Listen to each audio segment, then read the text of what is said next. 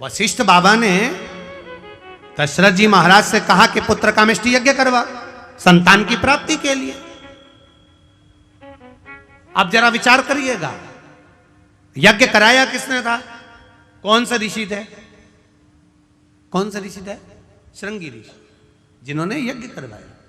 तो श्रृंगी बाबा, अब जरा विचार करो, पूरे पृथ्वी पर, पूरे नगर में, अवध में चारों तरफ सूचना करी गई कि दशरथ जी को पुत्र कामेष्टि यज्ञ करवाना है, दशरथ जी को पुत्र कामेष्टि यज्ञ करवाना है, दशरथ जी को पुत्र कामेष्टि यज्ञ करवाना है। एक एक विद्वान के पास में सूचना गई कि दशरथ जी को पुत्र कामेष्टि यज्ञ करवाना है। यह यज्ञ कोई साधारण व्यक्ति नहीं करवा सकता, यह यज्ञ कोई साधारण सा इंसान नहीं करा सकता। इस यज्ञ को कराने वाला वो होगा जो यज्ञ कराएगा। जिस भूमि पर यज्ञ होगा उस भूमि को जो कराने वाला यज्ञ करता है वो उस भूमि को जीवन पर्यंत छोड़कर नहीं जा सकता। जीवन पर्यंत, जब तक उसके प्राण ना जाएं तब तक वो भूमि को नहीं छोड़ सकता। ऐसा विद्वान कोई मिलना चाहिए जो दशरथ जी के पुत्र कामेष्टि यज्ञ को करवाए। बड़े बड़े विद्वानों के पास सूचना पहुंची, बहुत विद्वानों के पास सूचना पहुंची, पर सब ने मना कर दिया। हम पुत्र कामेष्टि यज्ञ नहीं करवा सकते, हम करवाएंगे तो हमको वहां रहना पड़ेगा जीवन पर्यंत। यज्ञ कर्ता को जीवन पर्यंत उस भूमि पर रहना पड़ेगा, पांव बाहर नहीं निकाल सकता, उसी जगह पर रहना पड़ेगा। कहां जाऊं? कोई ने हां नहीं भरी कि हम पुत्र कामेष्टि यज्ञ करवाएं। तब गुरु बाबा ने कह दिया, आप जाओ गंगा के तट पर, बड़े आनंद से वहां श्रृंगी बाबा मिलेंगे और श्रृंगी ऋषि पुत्र कामेष्टि यज्ञ करवाएंगे। उनसे बात करो, बोलो उनको, कहो उनको, करो विनती। श्रृंगी बाबा के पास में सूचना गई,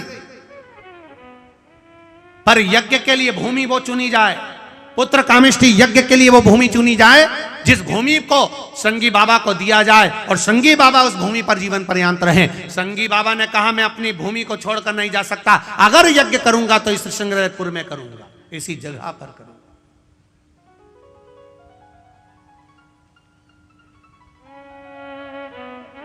जहां अयोध्या की आखिरी सीमा है, अवध की आखिरी सीमा, अवध की आखिरी सीमा, उस अवध की आखिरी सीमा जहां है वहां पर बैठकर श्रृंगी बाबा पुत्र कामेष्टि यज्ञ करवाते हैं। तो दशरथ जी ने श्रृंगी बाबा से एक प्रश्न कर लिया, गुरुदेव मैंने इस यज्ञ के बारे में सुना है, जो यज्ञ कराएगा वो यहीं पर रह जाएगा, यज्ञ कर्ता को यहां रहना पड़ेगा, बाहर नहीं निकल सकता, एक पांव बाहर नहीं कर सकता। जितनी भूमि पर यज्ञ होगा वो भूमि उसकी हो जाएगी और वहीं उसको रहना पड़ेगा, उसी जगह पर। पहले ये नियम था सनातन धर्म में, आजकल तो वो नियम समाप्त हो गया।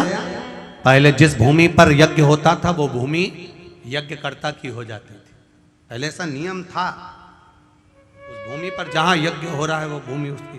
अब वो नियम चला गया, समाप्त। ऋषि श्रृंगी बाबा ने कहा, अगर मेरे यज्ञ करवाने से, अगर मेरे यज्ञ करवाने से बैकुंठ अधिपति नारायण पृथ्वी पर आ जाए तो इससे बढ़कर खुशी क्या होगी मेरे लिए, इससे बढ़कर आनंद क्या होगा, क्या आनंद होगा। अगर ये शिव महापुराण की कथा सुनकर 50 लोगों में से अगर 10 का भी अगर आनंद हो जाए और 10 का भी जीवन संवर जाए तो उससे बढ़कर शिव महापुराण की कोई दक्षिणा नहीं हो सकती, कोई आनंद नहीं हो सकता। संवर जाए अगर इन संतों के आने से, इन साधुओं के आने से, गुरुजनों के आने से, अगर इनके दर्शन से, इनके प्रवचन से, इनके शब्द से 5 भी अगर संवर जाए तो उससे बढ़कर कोई सुख नहीं हो सकता, उससे बढ़कर कोई आनंद नहीं हो सकता। करो भजन, करो भक्ति, करो स्मरण।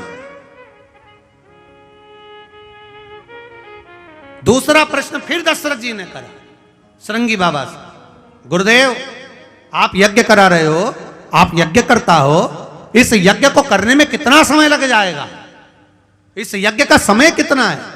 तब गुरुजी ने कहा, श्रृंगी बाबा बोले, जब भक्ति करने बैठो, भजन करने बैठो, स्मरण करने बैठो, कीर्तन करने बैठो या दान करने के लिए बैठो, तब समय मत देखो, घड़ी मत देखो और कीमत मत देखो कि दान की गई वस्तु कितने की थी। उसकी कीमत का नहीं देखो, घड़ी नहीं देखना, समय नहीं देखना। भगवान के भजन करने का समय नहीं देखा जाता, माला जपने का समय नहीं देखा जाता, ठाकुर जी के श्रृंगार का समय नहीं देखा जाता, भगवान के दर्शन का समय नहीं देखा जाता, कथा श्रवण करने का समय नहीं देखा जाता, संत सदगुरु की शरणागति में जाने का समय नहीं देखा जाता। क्यों? इनके लिए समय की सीमा क्यों नहीं होती? क्योंकि मौत का भी कोई समय नहीं होता कि किस समय पर मृत्यु आएगी।